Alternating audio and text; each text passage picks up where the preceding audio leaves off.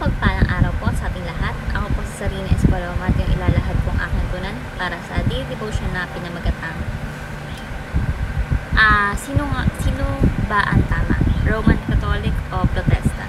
So, ang ating concept is historical theology, meaning studies how believers across the centuries have understood God's truth. So, ang ating scripture is Ephesians chapter 4 verses 1 to 6 na sinasabi, as a prisoner for the Lord, then I urge you to live a life worthy of the calling you have received. Be completely humble and gentle. Be patient, bearing with one another in love. Make every effort to keep the unity of the Spirit through the bond of peace.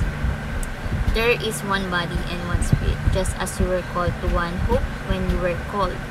One Lord, one faith, one baptism, one God and Father of all, who is over all and through it all and in all. So, ang ating teaching is number 1. Religious people tend to forget love and grace while fighting, even killing over doctrines. So, sinasabi po dito na minsan, mas inuuna ng mga religyoso ang doctrine kaysa pag-ibig at biyaya. Diba, nagkaaway o nagkakaiwalay ang mga simbahan dahil lang sa maliit na pagkakaiba ng paniniwala, yung ganun po. So, religious people tend to forget love and grace while fighting, even killing over doctrines. Number 2, there is beauty and unity amidst diversity within Christianity. So, meaning to say, magkaiba man po yung Kristiyano sa ilang bagay, no? Pwede pa rin magkaisa.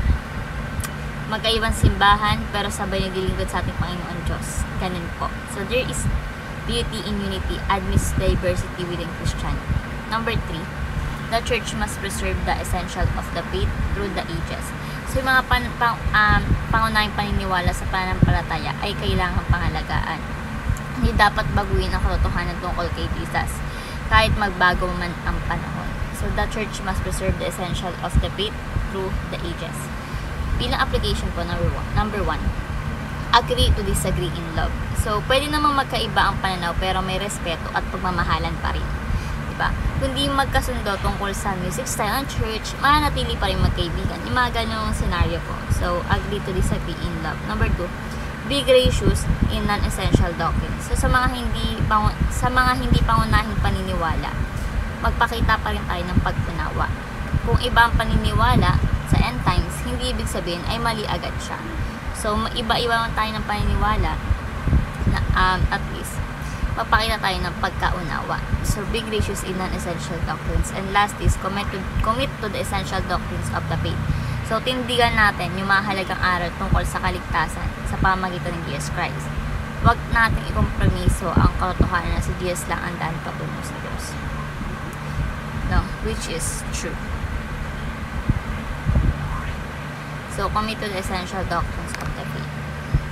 So, ayun namin ang katulang sa daily devotion. Nawin mga tulang kayo, may share sa iba at sure apply sa ating buhay. Thank you sa pakikinig at God bless po sa ating lahat.